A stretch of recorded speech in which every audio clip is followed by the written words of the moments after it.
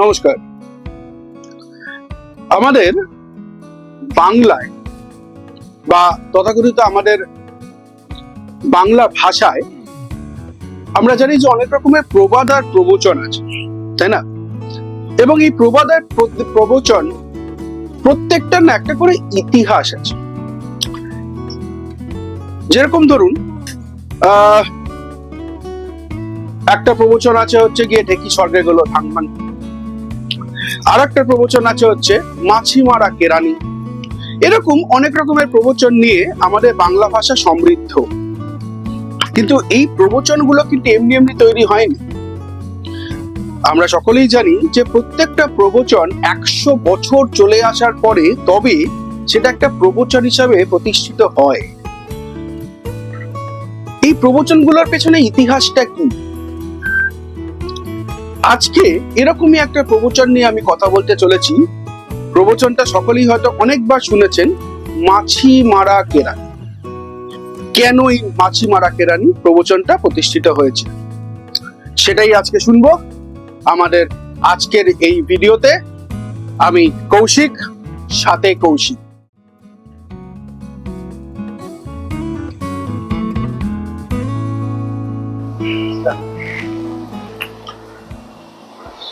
মাছি মারা কেরানি, এই এই এই প্রবাদটা বা এটার পেছনে না একটা ইতিহাস আছে, এবং এই ইতিহাসটা কিন্তু বলতে পারেন খুব কষ্টের ইতিহাস। আমরা মাছি মারা কেরানি কেন ব্যবহার করি? এখনকার দিনে মাছি মারা কেরানি এই শব্দটা বা এই প্রবাদটা ব্যবহার হয় গভর্নমেন্ট অফিসের কোনো ক্লার্ক, কোনো কাজ ফাজ নেই, ও অফিসে যাচ্ছে, কোনো কাজ নেই, মাছি মারছে, চলে আসছে। এই প্রবচন থেকে এখন এই ওয়ার্ডটা আমরা ইউজ করি, মাছি মারা কেরানি, কারো কোনো কাজ নেই। কিন্তু অ্যাকচুয়ালি সম্পূর্ণ উল্টো। যদি আপনি জানেন এই প্রবাদের ইতিহাসটা কি, চলে যাই সেই সময় যখন ইস্ট ইন্ডিয়া কোম্পানি আমাদের বাংলা সুবার সঙ্গে রয়েছে। Bangla Subah, East India Company. East India কোম্পানির একটা সব থেকে বড় ইম্পর্টেন্ট জিনিস ছিল, সেটা হচ্ছে যত বড় বড় বিদেশি, মানে ইস্ট ইন্ডিয়া কোম্পানি যত ইংরেজরা ছিল, তারা ইস্ট ইন্ডিয়ান কোম্পানির যত নাম করা যেগুলো মানে বলতে পারেন চাকরি ছিল, গভর্নর, হ্যান ত্যান, এইগুলো যত বড় বড় নাম বা স্যালারাইট যেগুলো ছিল, সেগুলো সব পেত ইংরেজরা। আর আমরা বাঙালিরা আমরা পেতাম ছোট খাটো, যেগুলো না পেলেও চলে, ছোটখাটো চাকরি, সেইগুলোর ছিল আমাদের হাতে। এবং আমরা তখন সেখান থেকে আসছে কেরানি শব্দটার উৎপত্তি। এইবারে ধরে নিন যে এই যে সময়কালটা, এই সময় ইস্ট ইন্ডিয়া কোম্পানি এই যে আমাদের বাঙালিদের কাজ দিচ্ছে বা আমাদের ভারতীয়দের কাজ দিচ্ছে, শুধু কাজ দিচ্ছে, ইংরেজরা বড় বড় চাকরি পাচ্ছে, আমরা ছোট চাকরি পাচ্ছি, সেটা পর্যন্ত ঠিক আছে। কিন্তু এতটাই আমাদের ওপর প্রেশারাইজ করছো কাজের জন্য যে আমরা কাজ করতে গেলে না সবসময় ভয় পেতাম। যেটা কিন্তু দেখুন আজকের দিনও মানে কর্পোরেট ওয়ার্ল্ডে কিন্তু এরকমই চলে আসছে। আমরা কাজ করতে গেলে ভয় পাই, কি করব, বস যেটা বলবে তার উপরে একটা কিচ্ছু আমরা করতে পারবো না। সেটা কিন্তু সেই ইস্ট ইন্ডিয়া কোম্পানিটাকে একই রকম। কেরানি আর কিছু করতে পারবে না, যেটা বস বলে দেবে তার বাইরে একটা কিছু হতে পারে না। এরকমই কোন একজন কেরানি, সেই সময় যেগুলো হতো ডকুমেন্টেশনের কাজ প্রচুর হতো। তখন টাইপরাইটার ছিল না, কম্পিউটার তো কোনো প্রশ্নই ওঠে না। তখন কোনো একটা জিনিসের যখন আমরা নকল করতে হতো, সেই নকলটা করতে হতো হাতে লিখে। মানে একদম যা লেখা আছে সেটাকে আমি নকল করছি। তখন কার্বন কপি হ্যান ত্যান কিছুই ছিল না। কোথায় কার্বন, কি আছে, কিচ্ছু নেই।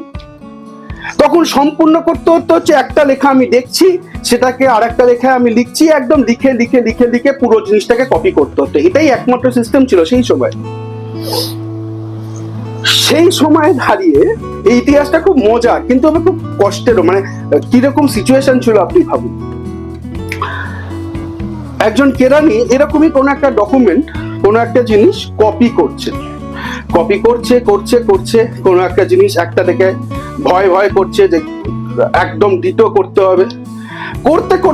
করতে দেখতে পেল একটা জায়গায় হতে মাছি একটা মোড়ে, যেটা অরিজিনাল যেটা আছে, মাছি একটা মোড়ে চেপতে আছে। সেই কেরানি ভাবলো আমাকে না ডিটো কপি করতে হবে, আমার অরিজিনালে একটা লেখার মধ্যেখানে একটা মাছি মরা আছে, আমি যদি এটা কি অরিজিনাল নাকি আমাকে তাহলে মাছিটাকে অরিজিনালি ওরকম ভাবে আনতে হবে, নাহলে তো আমার চাকরি চলে যাবে। মাছি কোথায় পায়? মাছি পাওয়া, মাছি মারা এত সোজা? এখানেও একটা ব্যাপার আছে। আমাদের মানুষের বলা হয় একটা ভিশন হচ্ছে গিয়ে 65, মানে আমরা একটা ছবি কিছু যদি একটা জিনিস দেখি আমরা 65 ভিশন পেতে পারি, যে আমি একসঙ্গে 65 ভিশন একসঙ্গে দেখতে পাচ্ছি। মাছিদের সেটা নয়, কিন্তু মাছিরা ওটা প্রায় 125-এ দেখছে, যে কারণে দেখবে মাছি মারতে গেলে সে এমন একটা ভিশনে চলে যায়, সে উড়ে যায়। তো সে যাই, মাছির জন্য সে লড়াই করে যাচ্ছে, মাছি মারতে আর সে পাচ্ছে না, কিছুতেই সে আর মাছি পাচ্ছে, অরিজিনাল করতে হবে একদম ডিটো কপি। অবশেষে সারা দিন ধরে সে অবশেষে একটা মাছি পেল, তাকে মারলো, তাকে তার কপিতে পেস্ট করলো, মানে সেই মাছিটাকে আঠা দিয়ে কাগজে লাগালো, লাগিয়ে তারপরে সে ওই কপিটাকে ফাইনালি কমপ্লিট করলো। এবং তারপরে তার জন্য ঘাম দিয়ে ঝড় ছাড়লো যে আমি একদম ডিটো কপি করতে পেরেছি। ব্রিটিশ সরকার তো দেখে অবাক, এ কি রে ভাই, এটা কি? ওখানে মাছি, স্যার আপনি তো বলেছেন ডিটো কপি করতে হবে, ডিটো কপি করেছি। এই যে মাছি অরিজিনাল থেকে আমরা ট্রান্সফার করলাম একটা কপিতে, একদম এইটা মানে আপনি ভাবুন যে তখনকার দিনে কেরানিরা এতটাই ভয় পেত ইংরেজদের যে নিজের বুদ্ধি সেটা পর্যন্ত ব্যবহার করার তাদের জায়গা ছিল না, যা বলে দিতে হবে সেটাই করতে হবে। আর এখান থেকেই উৎপত্তি হলো এই প্রবাদের, যেটা নাম হচ্ছে মাছি মারা কেরানি। অর্থাৎ এমন কেরানি যে যা বলে দেবে ডিটো সেটাই সে রিপিট করবে নিজের কাজে। আর এই প্রবাদের ইতিহাস সেই ইস্ট ইন্ডিয়া কোম্পানি থেকে চলতে চলতে আজকে সরকারি কর্মচারী থেকে শুরু করে আজ পর্যন্ত চলে যাচ্ছে। অপভ্রাংশে ভেঙে ভেঙে তার মানে হয়তো পরিবর্তন হয়েছে, কিন্তু মাছি মারা কেরানি কিন্তু, মাছিরা কিন্তু কেরানিদের সঙ্গে এখনো ফোন করে রয়েছে। এরকমই আরো অনেক রকমের ইতিহাস জানতে গেলে আপনি যদি ফেসবুক থেকে দেখেন তাহলে আমার এই চ্যানেলটিকে সাথে কৌশিককে আপনি লাইক করুন এবং সেটাকে ফলো করুন। আর যদি ইউটিউব থেকে দেখেন তাহলে সাবস্ক্রাইব করুন এবং ছড়িয়ে দিন তাদের সাথে কৌশিকের এই চ্যানেল থেকে এরকম আরো অনেক ইতিহাস, বাংলা ও বাঙালি এবং কলকাতাকে নিয়ে অনেক রকমের ইতিহাস আমি আপনাদের সকলের সামনে তুলে ধরতে পারবো। তাহলে আজকে এখানেই নিয়ে আসবো পরের দিন অন্য কোনো ইতিহাস নিয়ে আপনাদের কাছে, এরকমই খুব ইন্টারেস্টিং। অসংখ্য ধন্যবাদ, সকলের সঙ্গে থাকবেন। Thank you.